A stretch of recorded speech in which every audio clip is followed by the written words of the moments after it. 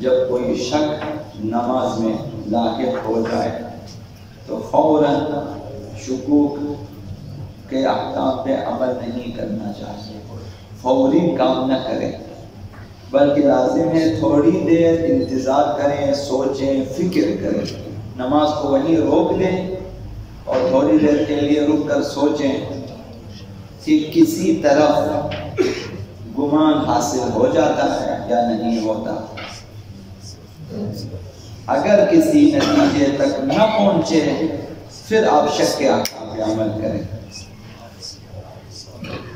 اگر کسی نتیجے تک پہنچ جائے، گمان حاصل ہو جائے اس طرف یا اس طرف، اسی گمان کے مطابق عمل کرنا حکم شرعی ہے شک کے احکام میں۔ مثلا باطل کرنے والا شک ہے تب بھی تھوڑی دیر رک جائیں، مثلا فجر کی نماز میں، مثلا مغرب کی نماز میں شک ہو جائے تعداد رکعات میں، یہ پہلی یا دوسری رکعت نہیں معلوم، تھوڑی دیر رک جائیں، جہاں شک ہو جائے وہیں پر رک جائیں اور تھوڑی دیر غور و فکر کریں کہ یہ پہلی رکعت ہے۔ اگر گمان حاصل ہو جائے، 50% سے زیادہ احتمال ہو جائے، 60%، 70% یہ پہلی رکعت ہے تو اسی پر عمل کریں، دوسری رکعت پڑھیں۔ اگر یہی گمان دوسری رکعت کے سلسلے میں پیدا ہو جائے تو اسی پر عمل کریں۔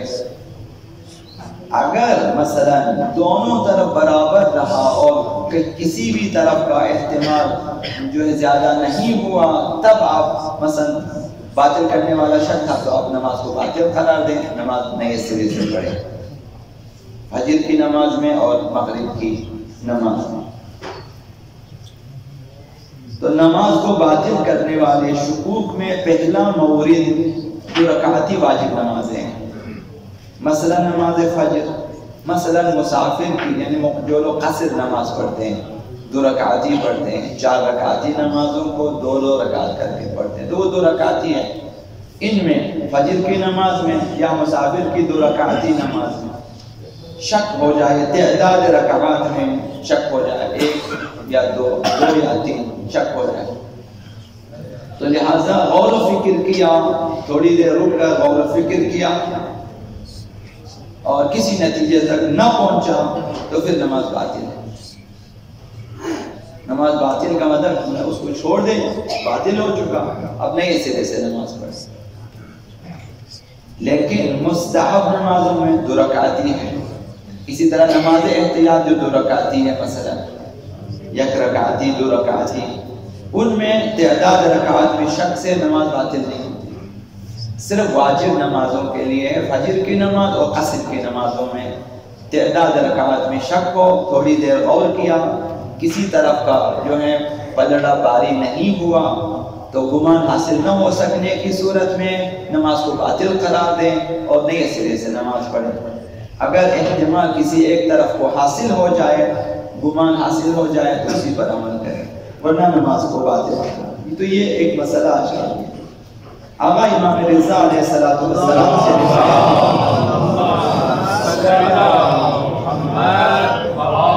انما وزعت الفرائض على قدر اقل الناس طاعة من اہل الصحة۔ خدا تعالی نے واجبات کو، محرمات کو، فرائض واجبات و محرمات، اسے صحت مند افراد میں سے جو کم ترین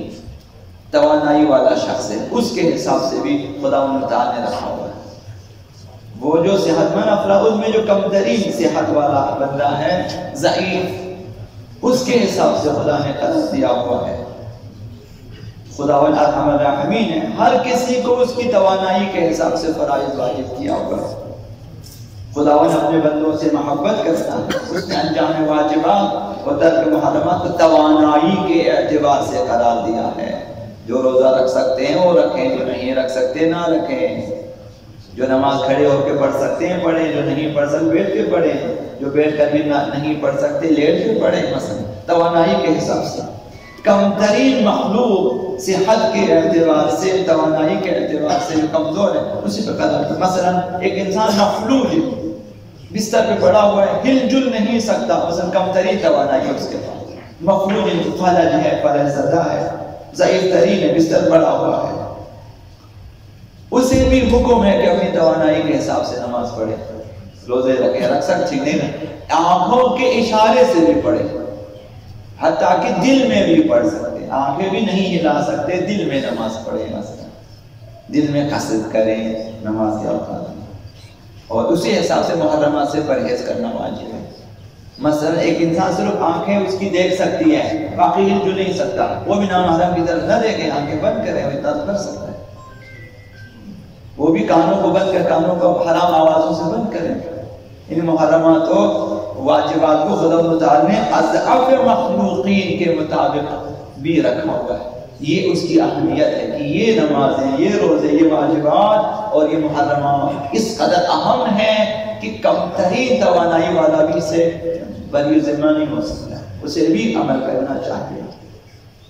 تو لہذا غیبت ہے، جھوٹ ہے، تہمت وغیرہ کے لیے جسمانی توانائی کی ضرورت نہیں ہے،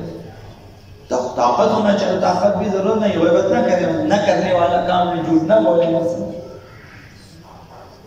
لہذا انسان مثلا ارادہ کرے کہ میں نے غیبت نہیں کرنی، بس انہیں نہ کرے، ارادہ کریں، جھوٹ نہیں بولے، نہ بولے، اس میں کون سی آپ کو توانائی کی ضرورت ہوتی ہے؟ صرف عزم کافی ہے، دل میں عزم ہونا چاہیے۔ ایسا نہیں ہے کہ ہماری مہار، ہماری لگام، ہمارا کنٹرول ہوا و ہوس کے ہاتھ میں، خواہشات نفسانی، ایسا بالکل بھی نہیں ہے۔ انسان کے پاس عقل ہے، انسان کے پاس عزم ہے، انسان کے پاس توانائی ہے، لہذا خدا نے انسان کو عقل دی ہے۔ جب وہ ارادہ کرے گا کہ میں حرام چھوڑ دوں گا، گناہ چھوڑ دوں گا، وہ چھوڑ سکتا ہے، اس کے اپنے ہاتھ میں، مجبور نہیں ہے انسان۔ آقا رسول خدا صلی اللہ علیہ وسلم بہت ہی انسان کے لیے جو ہے خطرے کی گھنٹی ہے کہ پیغمبر صلی اللہ علیہ وسلم ہے من ابل فرائض، اگر کوئی شخص فرائض و انجام واجبات محرمات اس سے انکار کرتا ہے، انکار کرتا ہے کہ میرے پاس کوئی واجب نہیں ہے، کوئی حرام نہیں ہے، اس سے انکار کرتا ہے ایک شخص، اس مرحلے تک تجری کرتا ہے، جرأت پیدا کرتا ہے خدا متعال کے احکامات کے مقابلے میں، تو خدا نے فرمایا کہ فقد حبط اللہ عملہ، خداوند اس کے باقی جو اتنے اچھے اچھے اعمال کیے ہیں ان سب کو باطل قرار دے دیتا ہے۔ اب مثلا ایک شخص کہے کہ میں نماز نہیں پڑھوں گا، مثلا کہے کہ میں غیبت کروں گا، تم کیا کرو گے؟ مثلا انکار کرتا ہے کہ میں غیبت تک نہیں کروں گا، میں جھوٹ بولنا کبھی نہیں چھوڑوں گا، مثلا خدا نخواستہ مثلا انکار کرتا ہے کسی ایک واجب کا، کسی ایک حرام کا انکار کرتا ہے۔ انسان سے احیانا غلطی ہو جاتی تو توبہ کرے، لیکن انکار نہ کرے نا، بھائی نماز واجب ہے میں نہیں پڑھ سکتا ہوں مثلا کسی وجہ، انکار نہ کرے، انکار کرنے پہ حق عمل ہے، عمل باطل ہو، جو کچھ اس نے کیا نیک اعمال، دوسروں کی خدمات کی ہیں، دوسروں کے لیے مثلا یتیموں بیواؤں طلاب، مثلا نوجوانوں کی تربیت کی ہے، مثلا صلہ ارحام کی ہے، عبادتیں کی ہے، سب باطل ہو جائیں گے انکار کرنے پر۔ انکار نہ کرے حتیٰ یلقی اللہ ولا حجۃ له عنده، فرائض کا انکار کرنے والا شخص قیامت کے دن خدا سے اس کی ملاقات ہوگی، اس کے پاس کوئی عذر، کوئی دلیل، کوئی بہانہ بھی نہیں ہوگا خدا کے سامنے پیش کر سکے کہ چونکہ انکار کیا اس نے۔ ایک انسان اگر گناہ کر لیتا ہے احیانا، اس کے پاس یہ عذر ہے کہ خواہشات نفسانی غالب آ گیا، بھائی مثلا میں توبہ کرتا ہوں وغیرہ، تو جس نے انکار کیا اس کے پاس اس طرح کوئی عذر نہیں ہے۔ اولاً واجبات و محرمات سیکھیں اور عمل کریں، دوماً کی غلطی سے بھی انکار نہ کریں، اور نہ انسان کے لیے خطرے کی گھنٹی ہے۔ اللہ